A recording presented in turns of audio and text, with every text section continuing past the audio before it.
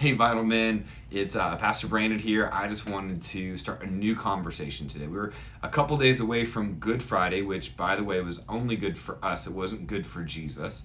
And then Easter is only a few days away. So, Jesus on the cross, collectively across the four Gospels, never in one Gospel, but across all the Gospels, he makes 7 statements. 7. And the 6th statement, you'd think, based on what he says, which is this: it is finished.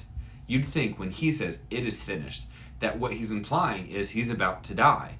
The truth is, actually, there was still more hurt, more suffering, more pain in his future. It was just the end of its power.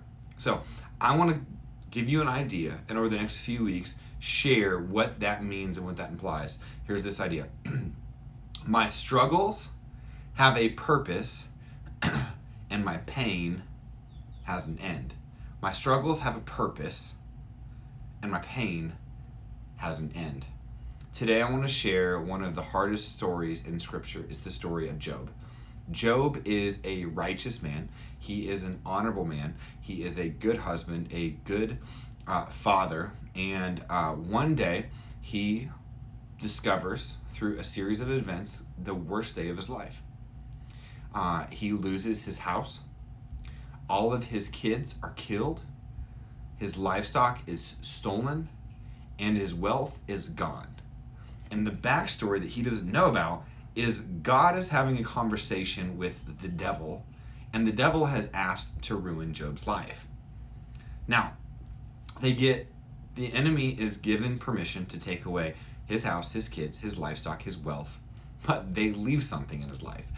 It is his wife, right? She must have been a piece of work. By the way, the only thing we actually get of his wife saying anything was as Job is scraping boils and sores on his body with a broken pot, his wife comes in and says, "Why don't you just curse God and die?" Great wife, super encouraging.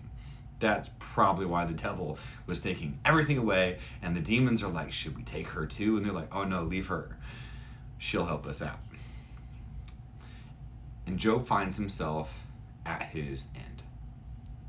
In Job 30 verse 20 says, I call on you, O God, but you never answer. And when I pray, you pay no attention. Do you notice the exaggeration? You never answer my prayer.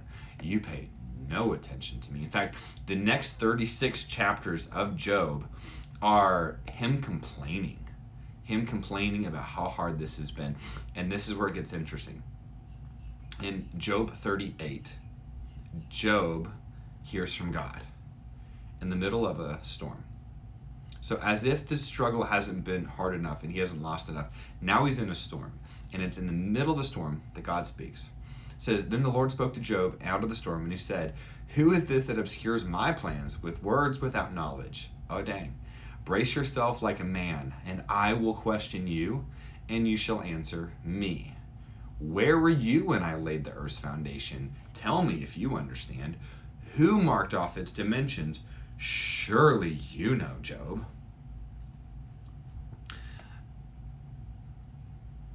God's telling Job, hey, you don't know how this ends, and you have no idea what I'm up to. Job has this humbling moment from God, and here's how he responds. It's so good.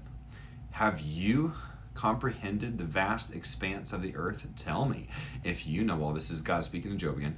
What is the way to the abode of light? Where does darkness reside? Can you take them to their places? Do you know the paths to their dwellings? Surely you know, for you were already born. You've lived so many years. Like, that's funny right there. Like, God's like, oh yeah, so you were there when all this happened?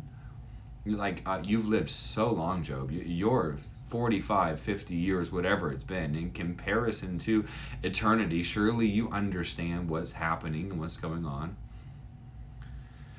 And here's how Job replies. Then Job answered the Lord, I am unworthy. How can I reply to you? I put my hand over my mouth. And Job makes 3 theological statements that should shape the way that we see God, which is what we're going to talk about in the weeks to come. But I want to leave you with this verse. Then Job replied to the Lord, I know that you can do all things. No purpose of yours can be thwarted. You asked, who is this that obscures my plans without knowledge? Surely I spoke of things I don't understand, things too wonderful for me to know. My ears had heard of you, but now my eyes have seen you. George Washington Carver is one of my favorite scientists, and he changed modern day science single-handedly. And what many people don't know about George Washington Carver is he was a very strong believer. He would go into the woods about 5 a.m. to 9 a.m. and spend 4 hours with God. And in his journal, one of his entries, he asked God, I'm a scientist. Can you show me the meaning of the universe? And God replied to George, like, your mind is way too small to comprehend the purpose of the universe. Say, all right. Could you show me the purpose of the earth? I'm a scientist, however. And God's reply is, your brain is way too small to comprehend the vast knowledge, wisdom, and purpose of all of the earth. It's like, all right, well, could you show me the purpose of agriculture? Could you show me the ins and outs? Could you give me infinite wisdom as it just relates to the agriculture of the earth? And God's like, your mind is way too small to understand the purpose and the wisdom and the information that relates to agriculture. He's like, all right, well, can you show me the meaning of the peanut? And in his journal, he replies that God shared with him, that I can help you with, that you can understand. But what you see in George Washington Carver is the same thing that you see now in Job. And the last thing that Job said was, my ears have heard of you, but now my eyes have seen you. There was a time when God seemed distant to Job. I've heard about you. I've heard rumors of your goodness.